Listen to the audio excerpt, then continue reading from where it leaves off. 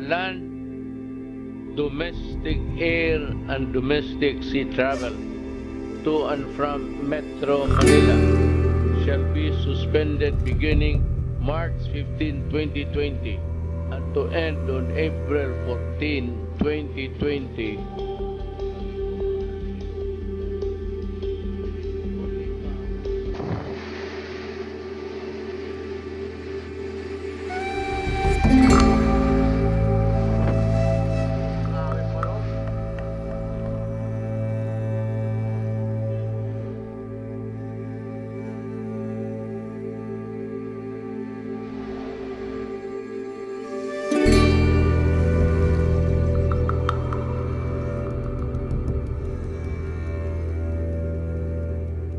Sana kaya lang yung current ng tubig, hindi ko na kaya eh. Mayang malakas na pagpapunta na rito, kaya hindi na kaya. Dahil lampas na ng bewang sa looban ng istanyo.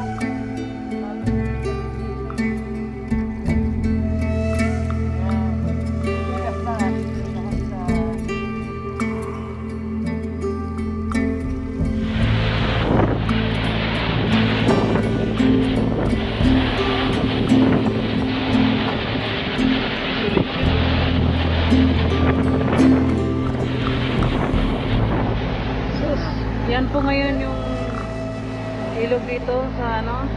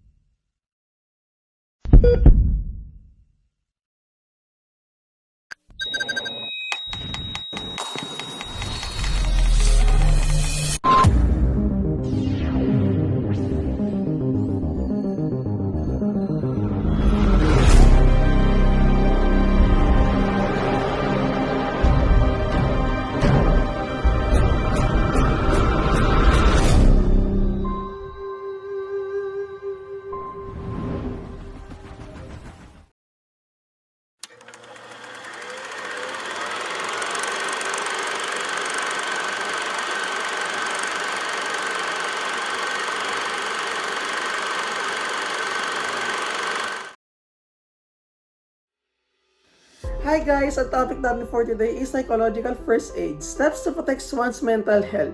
So ano nga po pala to? Talking about your feelings, by doing this, it can also help you stay in good mental health condition.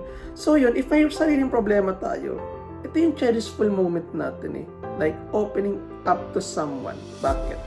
Open up to someone that someone can understand you. Alam mo yun, yung ang sarap sa feeling na may nakakaintinding tao pala sa'yo. So yun, talking about your feelings is the most cherishful moment of your life. Like, wala, masarap sa pakiramdam, di ba? Like, lalabas mo yung problema mo sa ibang tao, naintindihan ka nga, feeling mo kasi wala na nakakaintindi. So, yun po. So naman, step ka naman, keep active. Ano yung ibig sabihin ng keep active? Like, you need to do some cardio exercises sa sarili mo. Hindi ka pwedeng nasa bahay lang, kain ka lang ng kain. You need to be physically fit sa sarili mo. So, yun po. Like, it's not bad to have cardio exercises because may pandemic. Kasi, nasa sarili natin yung paano natin poprotektahin yung sarili natin. Yun. So, yun po. So, naman, sa step 3 naman po, eat well. Kailangan natin ng proper diet sa sarili natin. Bakit proper diet? Kasi, napansin ko itong pandemic, maraming kumakain lang na sa bahay, kain lang ng kain, naging cookers na, kung ano yung mga ginagawa, tinalo pa si Chef Boy Logro, so mali po yun. Kailangan natin proper diet we need to eat some vegetable, fish, and iwasan natin yung oily foods para iwas natin yung fatty acid sa sarili natin. So, yun po. Para mas better na, sabi nga nila, mas better to prevent kesa yung curing, di ba?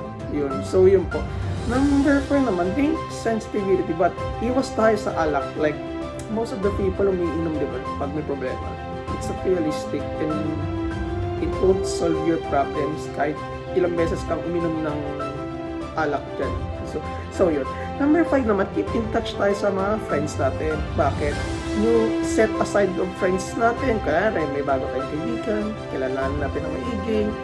Like, mapagkakatiwalaan ba natin to or whatsoever, ganun. Like, just huwag kang matakot sumugal sa buhay mo na magtiwala sa isang kaibigan. Kasi wala naman mawawala sa'yo kung magtitiwala. Okay? So, yun lang. So, 6, pag may problema ka, ask for help. Ask ka ng help sa kaibigan mo or sa parents mo. Pero in the end, para sa akin, parents mo pa rin ang tutulong sa'yo. Kahit anumang problema mo, yung parents mo hindi mawala sa'yo. So, yun. So, 7 naman, take a break. Kung may problema ka sa life mo, you need to take a break. Hindi mo kailangan i-force yung sarili mo na sa iba na may ganito akong problema, gusto kong masolve ka agad to. Kasi each ng problem natin sa life, may time para ma-resolve to. Hindi pwede nating madali na agad-agad masosolve to. Kasi like, parang ano lang yun parang project lang yun sa house. Hindi agad-agad na ganito yung itsura ng house. Gusto ko ganito agad in 3 days. So yun po. Like, in the end, ito yung last but not least. Kung ano man yung gusto mo sa buhay, libangin mo lang yung sarili mo. Kung ano man yung hobby mo sa life, just do it para sumaya ka. Huwag mo hayaan yung sarili mo malulong sa depression. Yun. Thank you po.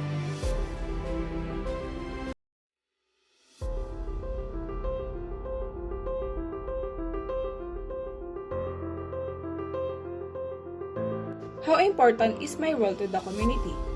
First of all, community responsibilities are individuals' duties or obligations to the community and include cooperation, respect, and participation. The concept goes beyond thinking and acting as individuals to common beliefs about shared interests in life. Each individual is part of a larger community. When we've learned whatever our community thinks of as the basics, somebody decides what are we going to do with the rest of our lives, how we'll find and fill our roles in the community. We may be farmers or student or teachers or some sort of manager. In my case, I'm still a student. Maybe in time when I finish my degree, I will know my role to the community. We may be doctors or painters or filmmakers or pro athletes. No one knows. And we may be humbly accept the role assigned to us or insist on choosing one for ourselves for the benefit of the community. As a youth, we are here to ensure the future of not only our generation but also those who will come after us. We are here to innovate, to renew, and to develop our society towards a respectful and healthy environment for all. As the future manpower, we have the obligation to learn and to develop as much as we can to create and to employ changes and ways that we can reduce challenges that our society might face. This can include acceptance of differences and perspective changes. Psychological first aid is one. From a country whereas disasters is almost a normal occurrence, learning and teaching this skill could help people in those events to relieve their trauma and also to lessen it. Psychological first aid is one of these changes. Back then, we would only think about the physical manifestations of health. But because of the shift in the perspective of what we consider as a healthy person, we now view mental health as equals to physical health. And that is one of the importance of our role because we are able to accept and to employ these changes and to also inform those who are before and after us.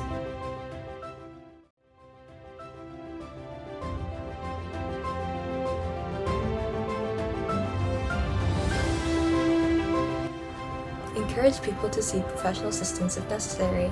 It is normal to have feelings of anxiety, stress, or depression in the weeks following a disaster. However, emotional trauma may exist long after the disaster has occurred. It is important to recognize symptoms of severe emotional trauma in members of your community and to direct them to the professional assistance that they need. High-risk individuals include those who have pre-existing mental illnesses, those who have experienced the death of loved ones, and drug users. Promote community-based interventions. If resources are available, encourage the community to take part in activities that foster healing. These activities may include art therapy, group discussions, seminars to promote mental health education and well-being, games, and music. This helps the community to relieve their stress and anxieties about the future. It also allows the community to bond and strengthen their relationships with one another. Preparing for future disasters. MCU frequently hosts webinars relating to a wide range of topics, including disaster management. Invite and encourage the community to take part in these webinars. This allows the community to evaluate disaster preparedness, improve disaster responses to better mitigate their impact on the community, plan, train, and practice disaster responses, and be educated on proper management strategies and resources following a disaster. Awareness about what to do in the event of a disaster helps to reduce fears and concerns as people are better prepared for emergencies. Additionally, this may help people to cope with the emotional trauma as it allows them some control over future disasters. The community should feel empowered to handle future disaster scenarios to mitigate injuries, deaths, financial losses, and property destruction. For the second question, how can you serve your community to promote humanitarian action? First is that stay connected with your community. It means you need to provide support to the members of the community by simply sharing your thoughts, ideas, and concerns. Well, it is important to maintain an open line communication to reduce stress, anxiety, and isolation. This helps people to cope and move forward so that the community can start to rebuild again. However, people should not be forced into sharing their experiences if they do not feel comfortable doing so. You need to respect others' wishes and allow them to cope at their own space. Second is prevent further emotional distress. Provide accurate updates about the situation, the disaster response, and any available resources. This also includes accurate news reports and information from local government units and barangay officials. Well, this also means that it helps to alleviate the community's worst scenario, fear, and prevent their worries from escalating. Well, the third is provide social support to vulnerable members of the community. It means that it extends a helping hand to the elderly, to the children, women, sick, and injured people or young families. These groups may have a more difficult time with rehabilitation. Next is gather resources and information. Take note of disaster helplines and outreach programs. Distribute these resources to the community so that they know that help is available for them. For example, the Disaster Management Services or DMS by the Red Cross Philippines provides immediate aid to displaced communities following a disaster. A handbook for psychological first aid is also available on their website. Next is the Medical Health Action Group in QC or Quezon City. This provides clinical mental health support by a group of professionals such as psychiatrists and psychologists. Their website also provides useful resources and information to help people cope with trauma. Lastly is the Psychological Association of the Philippines, also known as PAP, PAP, provides psychological intervention in times of disaster to affected communities. Their website also contains many resources, modules, and training materials for